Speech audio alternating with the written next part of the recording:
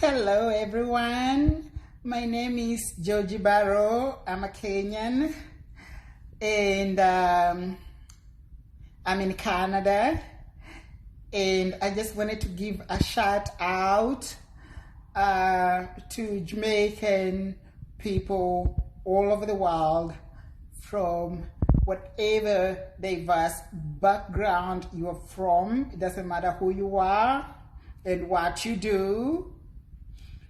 I just want you to know that there is somebody out there who holds you with high esteem, somebody who cares, because you're human. And that's all that should count.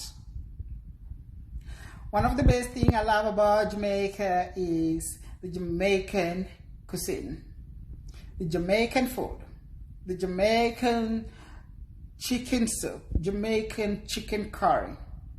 I would love to know the recipe, the secret recipe behind